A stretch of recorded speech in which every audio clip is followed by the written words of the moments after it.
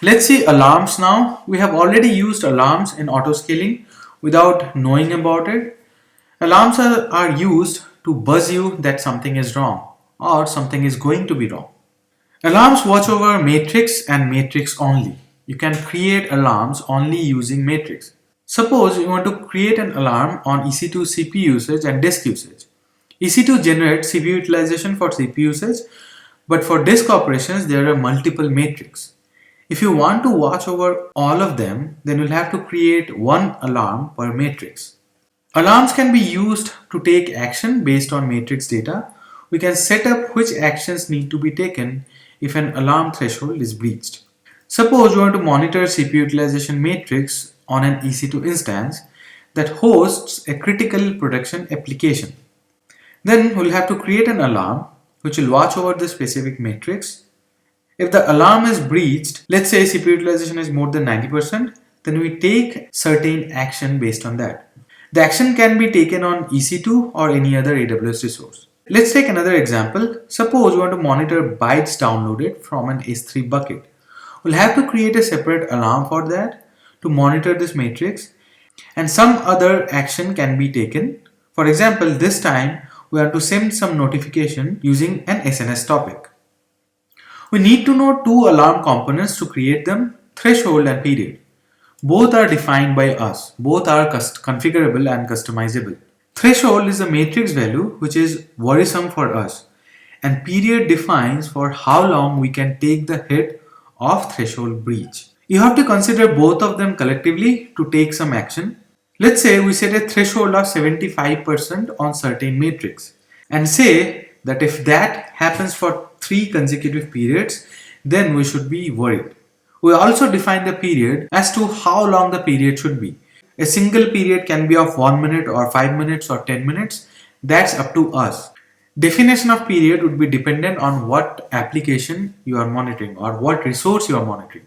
Suppose this graph represents a certain matrix over a period of time. Each of this dotted line represents one period only. We define that from here to here would be one period. From here to here is another period. Let's say it is 5 minutes. The matrix is CPU utilization over a time period. We have defined a threshold of 75%. This is our CPU utilization over this time period. CPU has breached threshold here and here. Alarm states describe whether the matrix which we are monitoring has breached our defined threshold or not. OK means all values are within the threshold. This portions represent that. Alarm state means that things are not good and defined threshold has been breached for the defined period. This portion and this portion has breached our defined threshold. But look at the period. As per our definition, we should be worried or alarm should be raised if threshold breach is done for 3 consecutive periods. For this one, period spans a little more than 15 minutes, as each period is 5 minutes, so alarm should be raised here.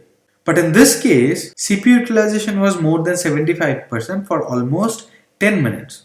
So we are good here and we do not want alarm state. Insufficient data means that alarm does not have enough data to conclude a state. The alarm has just started, or the matrix is not available, or there's not enough data for the matrix to determine the alarm state. That's what insufficient data is. Let's go ahead and create multiple alarms. I'll only show with EC2 instance, but you can use any matrix you want. We'll create an alarm which will monitor the CPU utilization of an EC2 instance. We'll decide on the threshold and period. We'll provision all 3 actions: SNS, autoscale, and EC2 instance termination. I'll not show you autoscaling now. I'll show you only SNS and EC2 instance. We have already seen autoscaling in our autoscaling demo.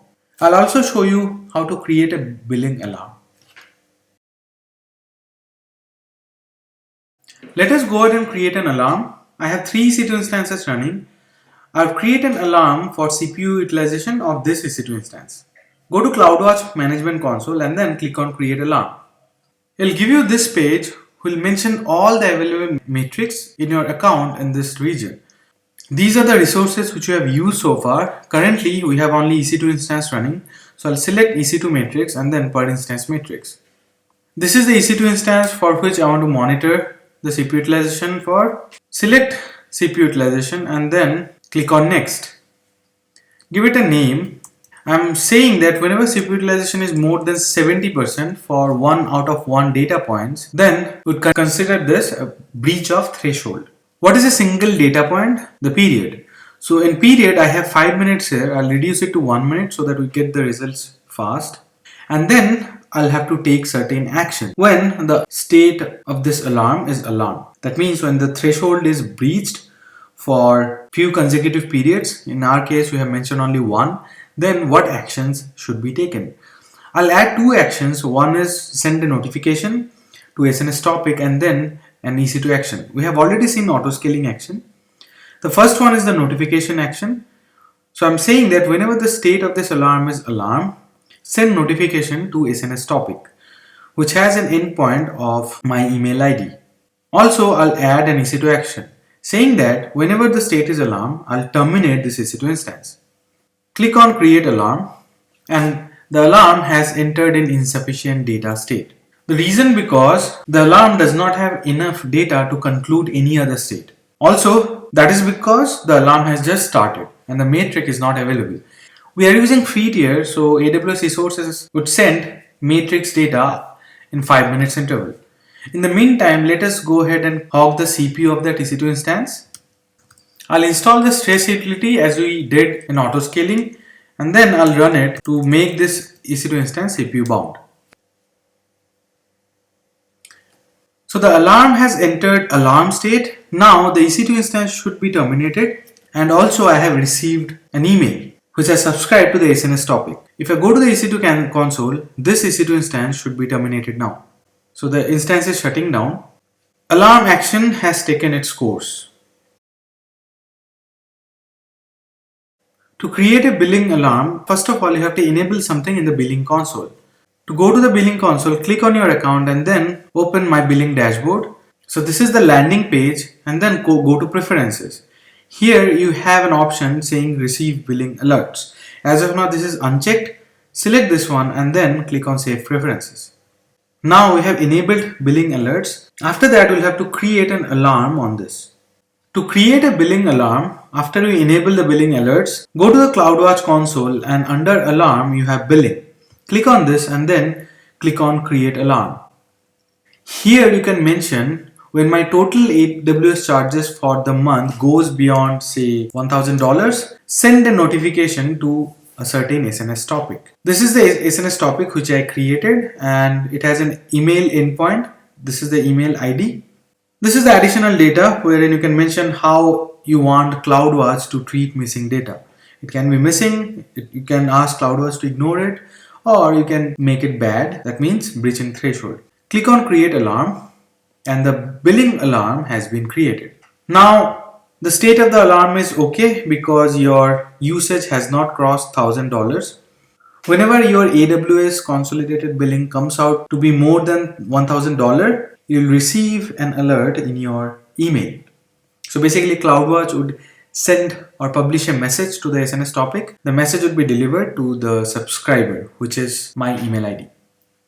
That's how we create a billing alarm.